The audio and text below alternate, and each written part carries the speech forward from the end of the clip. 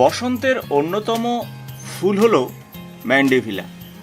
কারণ সারা শীতে এই গাছ কিন্তু একেবারেই তার বৃদ্ধি এবং পাশাপাশি নতুন পাতা নতুন ফুল এগুলো আসা বন্ধ হয়ে যায়, কারণ ওই সময় এই গাছ শীত ঘুমে চলে গিয়েছিল।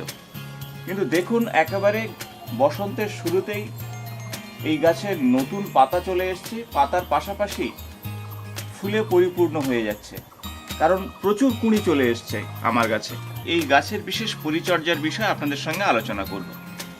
নমস্কার বন্ধুরা, ইনডোর ভ্যালির পক্ষ থেকে নতুন একটি ব্লগে আপনাদের জানাই স্বাগত।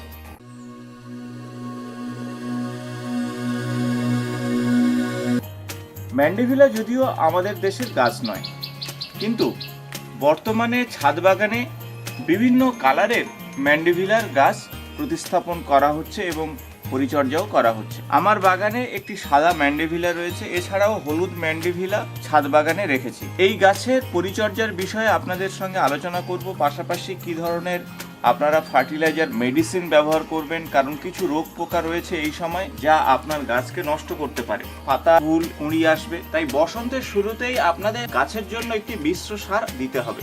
আর এই মিশ্র সারের মধ্যে থাকবে 10-26-26, তার সঙ্গে ধানের গুঁড়ো, শিংকুচি, বায়ো পটাশ এবং সেই সাথে সালফেট অফ পটাশ, এগুলো সম পরিমাণে মিশিয়ে একটি মিশ্র সার তৈরি করবেন। তাছাড়া এর সঙ্গে থাকবে কাঠকয়লা, কারণ কাঠকয়লার মধ্যেও অত্যন্ত গুরুত্বপূর্ণ খাদ্য উপাদান থাকবে এবং রুট সিস্টেম ভালো রাখার জন্য কাঠকয়লা ব্যবহার করতে হবে। তাই সমপরিমাণে এই উপাদানগুলো মিশাবেন, মিশিয়ে প্রত্যেকটি গাছে একেবারে গাছের গোড়া থেকে একটু দূরে, বড় গাছ হলে আপনারা 2 চামচ করে দেবেন এবং ছোট গাছ হলে 1 থেকে 1.5 চামচ করে এই মিশ্র সার দিয়ে দেবেন গাছের গোড়াতে। এই গাছের জলের বিষয়ে আলোচনা করব, কারণ যেহেতু বসন্তকাল এবং এখন অনেকটা ড্রাই ওয়েদার, তাই গাছের গোড়া সবসময় ময়েস্ট রাখবেন। দেখুন আমার গাছের গোড়া ময়েস্ট রয়েছে, তাই দিনে একবার করে অবশ্যই জল দেবেন, তবে ড্রেনেজ সিস্টেমকে ভালো রাখবেন, জল যেন গোড়াতে না জমে যায়। জমে গেলে কিন্তু এর রুট সিস্টেম নষ্ট হয়ে যাবে। ম্যান্ডেভিলা গাছকে আপনি 10 ইঞ্চি টবে প্রতিস্থাপন করতে পারেন বা একটু বড় সাইজের গামলাতেও প্রতিস্থাপন করতে পারেন। আমি যেমন গামলাতে প্রতিস্থাপন করেছি। এই গাছ কিন্তু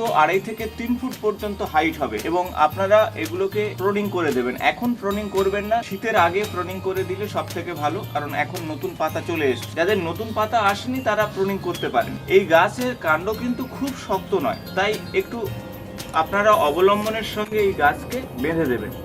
আর গাছ যত বুশি হবে বা ঝোপালো হবে, তত দেখবেন প্রচুর শাখা প্রশাখা থেকে ঠিক এমনই ফুলের কুঁড়ি চলে আসবে।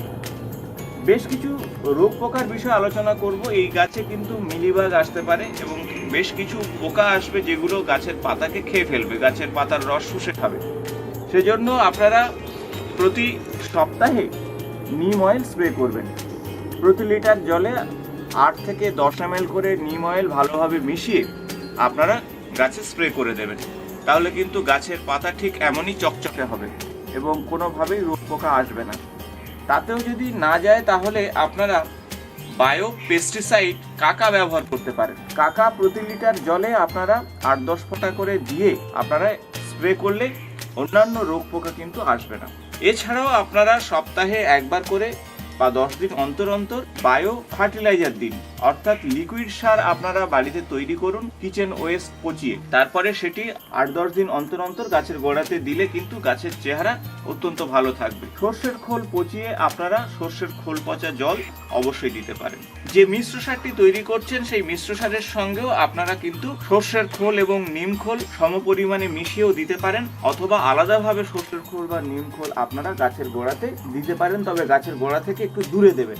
এছাড়াও আপনারা এই গাছে কিছু অ্যান্টি ফাঙ্গাল দেবেন, কারণ ফাঙ্গাসের আক্রমণে এই গাছের কিন্তু পাতা হলুদ হয়ে যেতে পারে এবং গাছের পাতার মধ্যে কালো কালো ব্ল্যাক স্পট চলে আসতে পারে। সেজন্য আমি সাধারণত সাপ ব্যবহার করি অ্যান্টি ফাঙ্গাল হিসাবে। প্রতি লিটার জলে 1/2 গ্রাম করে সাপ এবং সেই সাথে ভিটামিন আপনারা দিতে পারেন। আমি সাধারণত বায়োমি জাইম ভিটামিন প্রতি লিটার জলে 8-10 ফোঁটা করে সাধারণত এই বায়োমি জাইমের সঙ্গে সাপ অ্যান্টি ফাঙ্গাল একসঙ্গে মিশিয়ে স্প্রে করি, আর তাতেই কিন্তু আমার গাছের চেহারাটা এতটা সুন্দর হয়েছে।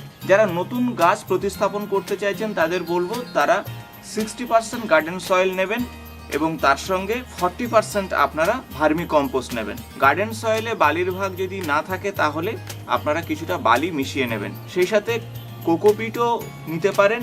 কোকোপিট না থাকলে কাঠের ভুসি অথবা ধানের কুড়ো মিশিয়ে মাটি প্রস্তুত করতে পারেন। আরেকটি বিষয় আপনাদের খেয়াল রাখতে হবে যে এই গাছকে কোথায় রাখবেন। এই গাছ কিন্তু সেমি শেডে একেবারেই ভালো হবে না, এটা আউটডোরের গাছ। সবসময় যেখানে অন্তত 7-8 ঘন্টা রোদ্দুর আসে সেই রকম জায়গাতে রাখুন, কারণ সম্পূর্ণ রোদ্দুরে এই গাছ না রাখলে এই গাছের কিন্তু ফুল আসবেই না।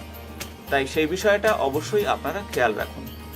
আরেকটা বিষয় যে এই গাছের জন্য সুন্দর আপনি ডেকোরেটিং করতে পারেন, কারণ এই গাছ যেহেতু শক্ত কাণ্ড নেই, আমি যেমন সুন্দর একটি ডেকোরেটিং করে দিয়েছি এই গাছের অবলম্বনের জন্য, ঠিক এইভাবেই আপনারা করে দেবেন, দিলে দেখতে সুন্দর হবে এবং তাতে গাছ অতি সহজেই বাড়তে পারে। এই গাছ যখন প্রনিং করবেন, ধরুন এই গাছটা আপনি প্রনিং করে এখান থেকে কেটে নিচ্ছেন, এটা কেটে নিয়ে একটু শক্ত কাণ্ড দেখে কাটবেন, খুব নরম কাণ্ড কেটে লাভ হবে না। তাই শক্ত কাণ্ড কেটে আপনি গাছের গোড়াতে আপনি যদি পুঁতে দেন তাহলে সেখান থেকে কিন্তু নতুন চারা গাছ তৈরি হবে।